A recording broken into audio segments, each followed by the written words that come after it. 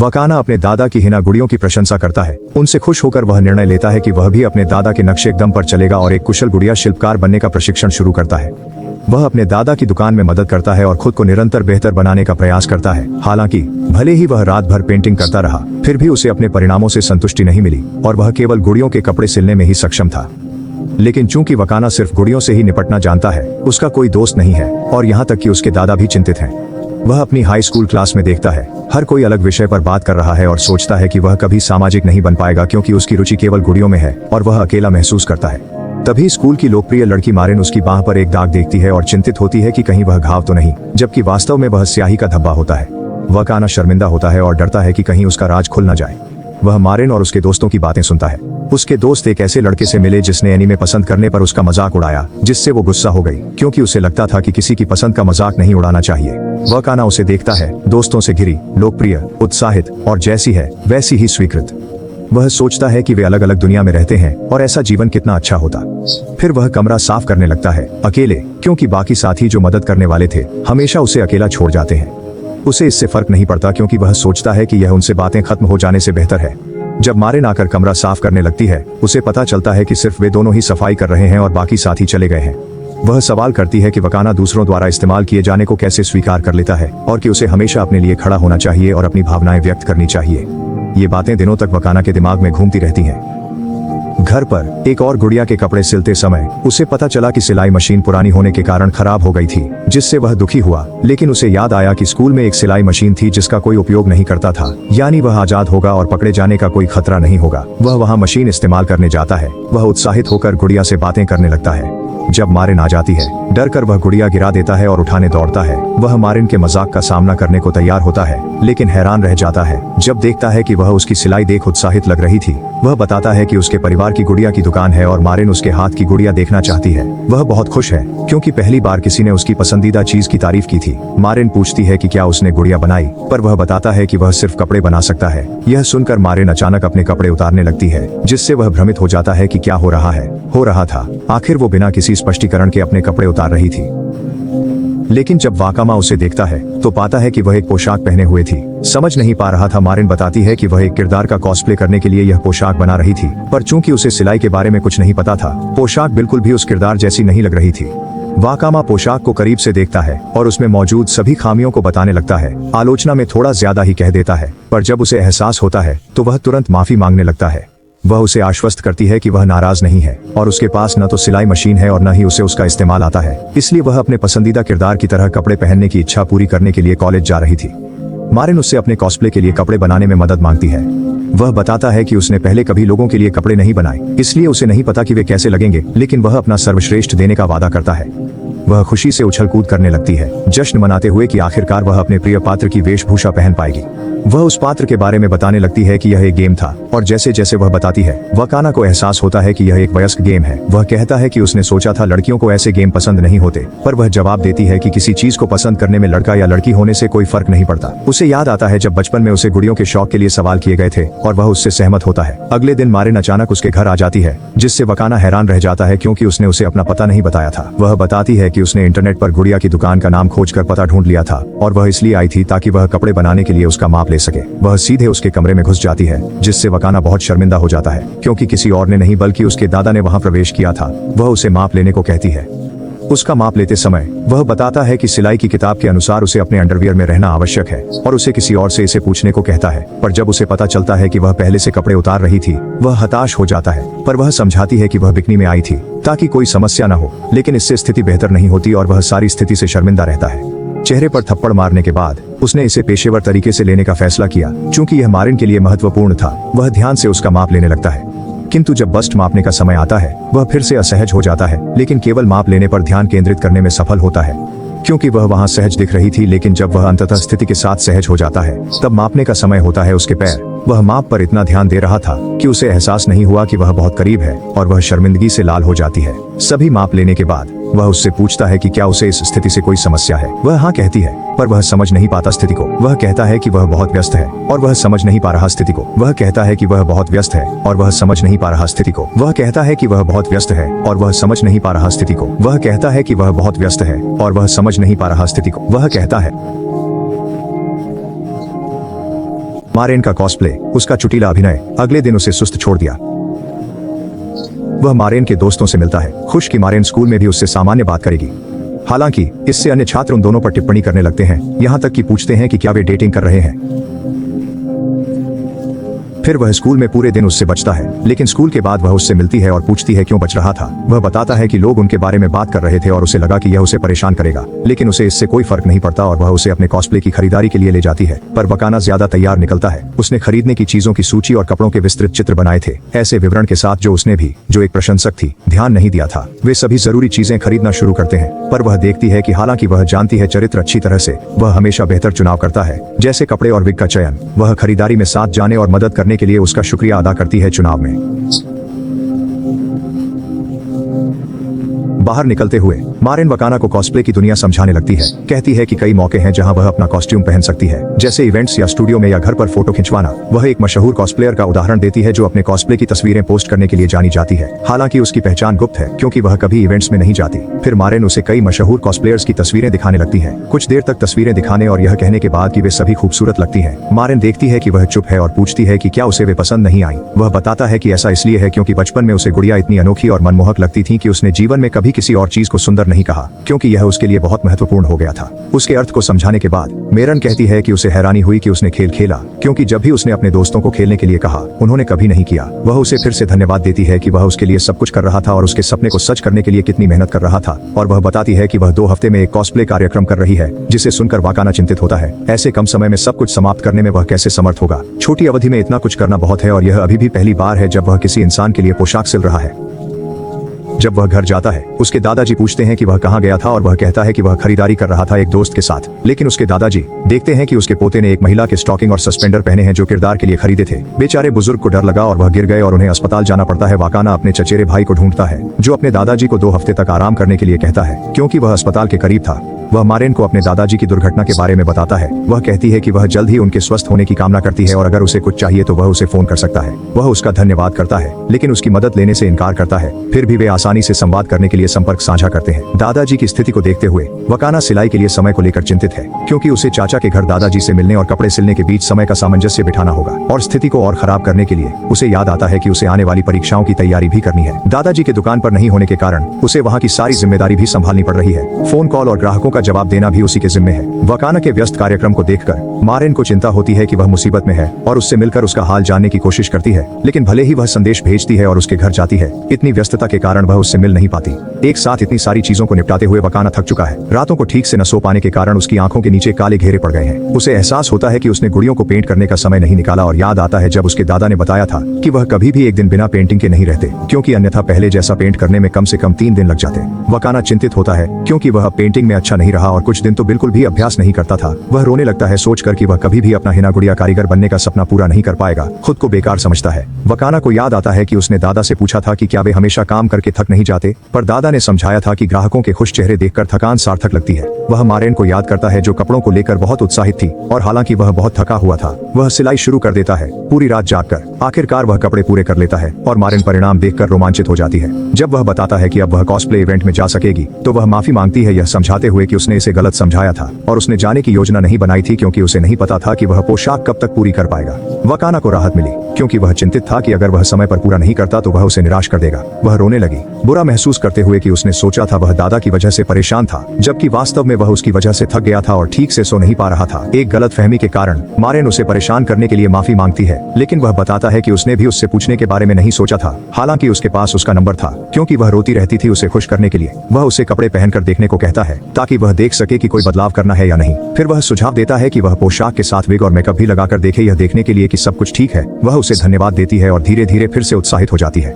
वे उसके मेकअप का विश्लेषण करना शुरू करते हैं और वह बताता है कि उसे नकली लगाने की जरूरत होगी चूंकि उसकी पलकें नहीं थीं। उसने उसे अपनी पलकों के कुछ विकल्प दिए। उसे यह अजीब लगा और पूछा कि क्या ये पलकें उसकी गर्लफ्रेंड की हैं, जिससे वह हैरान रह गया। उसने बताया कि कुछ गुड़ियाओं नकली पलकें और मेकअप का इस्तेमाल करती हैं, इसलिए वह इस विषय को जानता है और उसका सपना ऐसी ही एक गुड़िया बनाना है। उसने उसका हौसला बढ़ाया कि वह जरूर कामयाब होगा। फिर मारेन तैयार होने लगी और बिल्कुल उस किरदार जैसी लगने लगी जिसे वह पसंद करती थी। पर चूंकि वह गुड़ियों के कपड़े बनाने का आदी था, उसे भूल गया कि उसे उसके लिए घूमने फिरने के लिए आरामदायक कपड़े बनाने चाहिए थे। फिर भी उसने उस पोशाक को बहुत पसंद किया और कहा कि सब कुछ एकदम परफेक्ट है।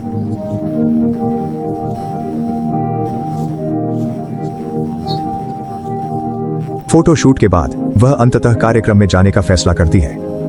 वहां वह विभिन्न किरदारों में लोगों को देख उत्साहित हो जाती है और उसके कॉस्प्ले के कारण कई लोग उसके साथ तस्वीरें खिंचवाते हैं। वह उसे नोटिस करना शुरू करता है और समझता है कि वे एक साथ क्यों घूम रहे हैं। उसने जो कपड़े बनाने का वादा किया था वह पूरा हो गया था, जिससे वह सोचता है कि वे अब एक साथ घूमना बंद कर देंगे। लेकिन चूंकि यह उसका पहला ऐसा अनुभव था, क्योंकि उसके पहले कभी दोस्त नहीं थे, वह हर चीज के लिए उसका आभारी है। अचानक वह उसकी ओर दौड़ती है और कहती है कि उसे लगता है जैसे उसके कपड़े गिरने वाले हैं। वह बताती है कि उसने चरित्र जैसा दिखने के लिए फिलर ब्रा पहनी थी, जिससे कपड़े तंग हो गए थे और वह गर्मी से बीमार महसूस कर रही थी। गर्म कपड़ों और विग के कारण वे कार्यक्रम की सीढ़ियों पर जाते हैं, जहां वह उसे ठंडा करने की पूरी कोशिश कर रहे हैं, पर वे जाना ही बेहतर समझते हैं। यह कहने के बाद कि उन्हें कितना मजा आया, वह उसके अगले इवेंट के बारे में पूछने पर हैरान होता है। वह बताती है कि उसके 50 पसंदीदा किरदार हैं, तो उनके पास कई वेशभूषाएं होंगी। वकाना कहती है कि वह कॉस्प्ले में बहुत सुंदर लगी। वह याद करती है कि उसने यह शब्द सिर्फ गुड़ियों के लिए इस्तेमाल किया था। वह विग धोने का तरीका खोजकर मदद करता है, पर वह उसके आसपास उदास लगने लगती है। दादाजी घर लौटते हैं, पर फिर से डर जाते हैं जब देखते हैं कि पोता एक और स्त्री वेश पकड़े है और मारिन साथ है। सब समझाने के बाद दादाजी समझते हैं कि यह कॉस्प्ले था और वे पोशाक के बारे में बात करने लगते हैं। इस बीच मारेन को एहसास होने लगता है कि वह वकाना को पसंद कर रही थी। तीनों ने साथ खाना खाया और मारेन के जीवन के बारे में जाना। उसकी मां का निधन हो गया था और पिता को व्यवसाय पर स्थानांतरित कर दिया गया था, इसलिए वह अकेली रहती थी। हालांकि वह खुद का ख्याल रख सकती थी। उसके दादा ने कहा कि वह हमेशा उनके साथ खाना खा सकती है। उनके साथ एक बारिश के दिन वकाना के दादा स्टोर के बाहर एक लड़की देखते हैं और सोचकर कि वह वकाना की दोस्त है, उसे गर्म स्नान के लिए बुलाते हैं। पर जब वकाना आता है, उसे यह अजीब लगता है क्योंकि उसकी सिर्फ मारेन दोस्त है और वह चिंतित होता है कि यह डकैती हो सकती है। इसलिए वह बाथरूम का दरवाजा खोलकर देखता है, पर एक अनजान लड़की को बिना कपड़ों के देख लेता है। गलतफहमी के बाद वह बाथरूम में जाने के लिए माफी मांगता है और पूछता है कि वह क्यों आई। वह बताती है कि उसने सुना है कि वह कपड़े बनाता है। वकाना उत्साहित हो जाता है सोचकर कि वह गुड़ियों की बात कर रही थी और उन्हें दिखाना शुरू कर देता है लड़की को। हालांकि उसकी निराशा के लिए लड़की को गुड़िया में रुचि नहीं थी। वह मारेन के कॉस्प्ले कपड़ों की बात कर रही थी। वह बताता है कि वह कॉस्प्ले नहीं बेचता, पर लड़की उसे ब्लैकमेल करती है। कहती है अगर कॉस्प्ले नहीं बनाया तो वह उसे बाथरूम में घुसने की रिपोर्ट करेगी। वकाना उसे पहचान लेता है। याद आता है कि वह जूजू थी, वही लड़की जिसकी मारेन प्रशंसक थी। उसके कॉस्प्ले अकाउंट के कारण वह पूछता है कि उसे कैसे पता चला कि उसने पोशाक बनाई थी। जूजू बताती है कि वह मारेन के घर पर थी और उन तस्वीरों को देखा जो मारेन ने पोस्ट की थी। पोशाक देखने के लिए वह इवेंट में छिपी और उन्हें दूर से देखती रही। उनके घर तक पीछा किया, पता लगाया कि वह कहाँ रहता था। जब मारेन आती है, वह अपनी आइडल से मिलकर बहुत उत्साहित होती है। थोड़ी पागल सी लगती है। जूजू बताती है कि वह कौन सा किरदार निभाना चाहती है और मारेन उत्साहित हो जाती है। यह समझाते हुए वकाना को चरित्र का इतिहास। जूजू को पता चलता है कि वह वास्तव में विषय को अलग तरह से समझती है।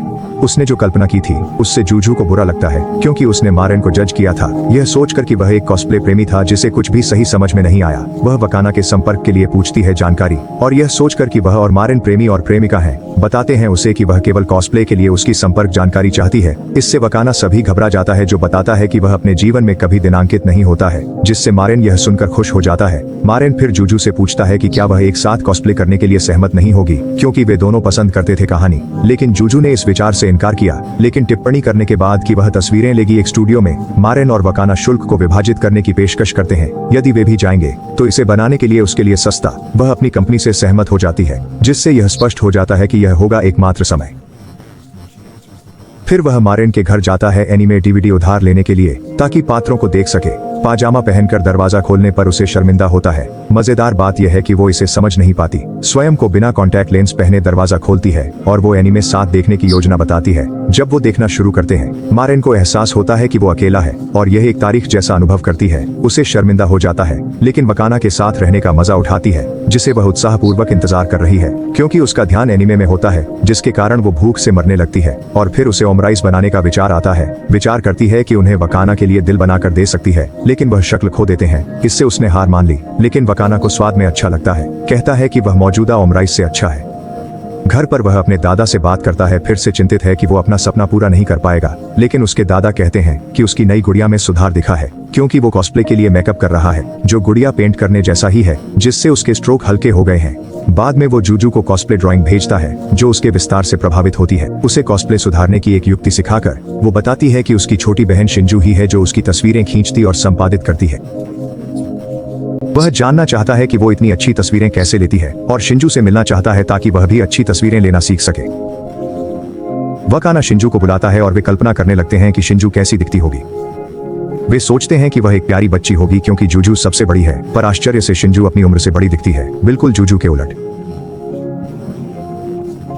उन्हें पता चलता है कि किसी को जूजू के बारे में सही जानकारी नहीं थी क्योंकि अकाउंट बनाने का आइडिया शिंजू का था और वही सब कुछ संभालती थी।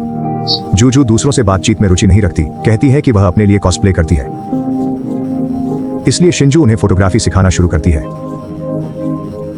जब मारिन पूछती है कि क्या वह कॉस्प्ले नहीं करना चाहती तो वह शर्माकर कहती है कि उसे सिर्फ फोटो खींचना पसंद है।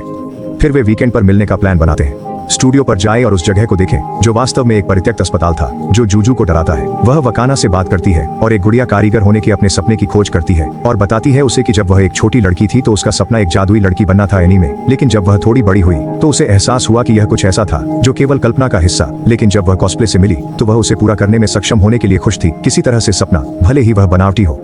वकाना को तब एहसास हुआ कि कॉस्प्ले उसके लिए कितना महत्वपूर्ण था। पूछता है कि उसने किसी को काम पर क्यों नहीं रखा आउटफिट बनाने के लिए उनसे ज्यादा अनुभवी। वह बताती हैं कि जैसे ही उन्होंने तस्वीरें देखी मारिन के कॉस्प्ले में से उसने संगठन के लिए पहली नजर में प्यार की तरह कुछ महसूस किया। निर्णय लिया कि उसका कॉस्प्ले उसी व्यक्ति के साथ होगा जिसने उसे बनाया था। वकाना याद करते हैं कि उनके दादा ने समझाया कि यह एक उपलब्धि थी जब ग्राहकों को उनके साथ यह महसूस हुआ। गुड़िया और जूजू को अपने परिधान से जो उत्साह मिला उससे वह रोमांचित है।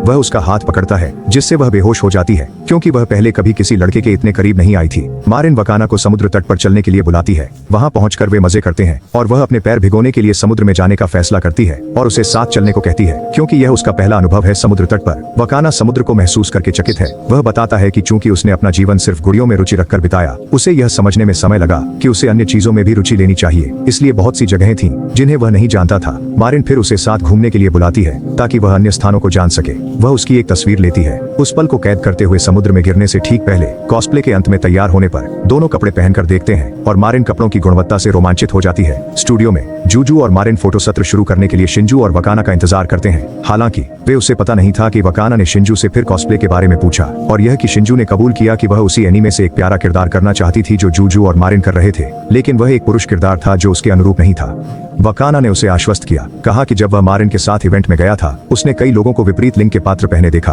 क्योंकि यह जो चाहो बनने के बारे में था। उसने कॉस्प्ले बनाने में मदद की और कुछ कठिनाइयों के बाद इसे और मर्दाना बनाने के लिए कॉस्प्ले बिल्कुल सही निकला। जूजू और मारिन को चौंका दिया, जिन्हें इसकी कोई जानकारी नहीं थी। वे उत्साहित हो गए और पल को कैद करने के लिए एक साथ तस्वीरें लेना शुरू कर दिया। तस्वीरें लेकर मजा आने के बाद जूजू ने वकाना को उसकी बहन की मदद करने के लिए धन्यवाद दिया। कॉस्प्ले बनाने में उसकी इच्छा न जानने पर अफसोस जताया। वकाना ने उसे आश्वस्त किया कि शिंजू ने शायद इसलिए कुछ नहीं कहा क्योंकि लोगों को अपनी इच्छाओं के बारे में बताना मुश्किल होता है। वे चाहते हैं और वह एक अच्छी बहन थी।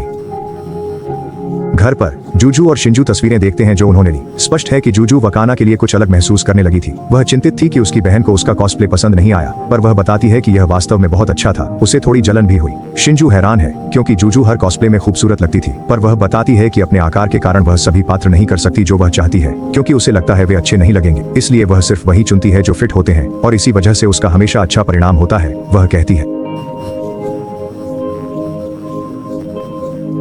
कहती है कि अगर उसे शिंजू जैसा बदन होता तो वह विभिन्न शैलियों के कई और किरदार बना सकती।